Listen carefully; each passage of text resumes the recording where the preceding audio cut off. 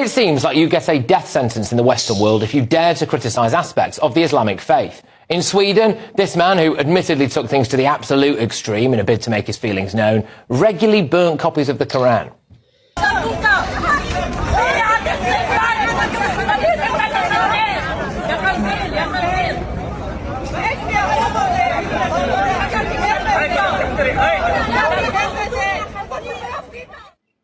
Last night, he was shot dead in his apartment. Now, I don't condone setting fire to copies of the Quran, and I absolutely see how that could cause anger. But just think about this. If somebody set fire to a copy of the Bible or the Torah, would they be shot dead in their own home? I suspect not. In France, teacher Samuel Paty was falsely accused of showing obscene pictures of the Prophet Muhammad to school children. That was a lie. A girl who wasn't even in his class at the time made it up. He was beheaded in the street by an Islamist. Before that, we had Charlie Hebdo, didn't we? They ran a cartoon of the Prophet Muhammad on their front cover. Then this happened.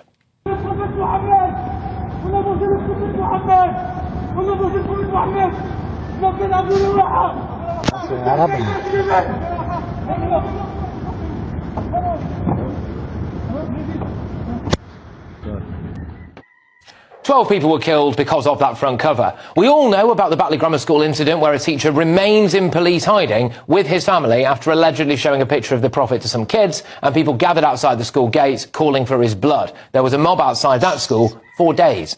The incident from Monday, 22nd of March, must also be investigated from a criminal perspective, given that it was a clear attempt to stir up religious hatred.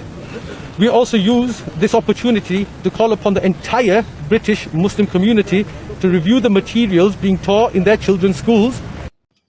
Now, I do wonder if a teacher had said something that Jewish or Christian students found offensive, or made a joke about one of the Hindu gods, whether they'd have received death threats and been forced into hiding for the rest of their lives. And then there was the autistic child who accidentally scuffed a copy of the Quran at school. He also received death threats, and his mum had to go to the local Islamic centre and beg for forgiveness. I've had to call the police. He has received death threats. He has received threats that he will be beaten up if he goes back to school. He's absolutely petrified. But I don't want anybody to be prosecuted. Yet again, I'll ask, if a copy of the Bible had been scuffed, would we have seen the parents of a hypothetical Muslim child forced into a church to beg for their child's life? I doubt it. It does appear to be a potential death sentence if you do something, even accidentally, that offends certain elements of the Muslim community. I wonder whether that's why this is allowed.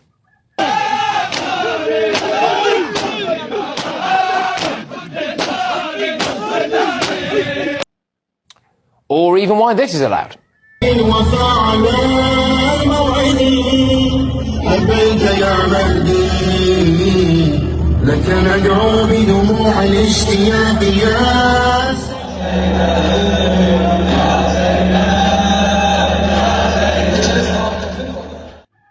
But this is not allowed. A Christian woman praying silently in her own head outside an abortion clinic. Are you standing to be part of the protest? No. I'm not protesting. Are you praying? I might be praying in my head. So I'll ask you once more, will you voluntarily come with us now to the police station for me to ask you some questions about today and other days where there are allegations that you've broken public space and protection? If I've got a choice, then no. I wonder if that fear of being put on some kind of hit list is why police seem to bend over backwards to please some aspects of the Muslim community. Salam alaikum. There is one tier of policing that applies to all of us, and that means that we police without fear or favour. Shukran. Would police ever ask for permission from the elders to address a Christian audience, as indeed another police officer did at that time as well? Again, I doubt it. And if a group of Jewish people attacked a police station, or even, let's just say, a group of football fans, would you not expect the police to come out and deal with them with force? Well, over to Rochdale now. We saw you! We know you're in there! Come out! Explain yourself!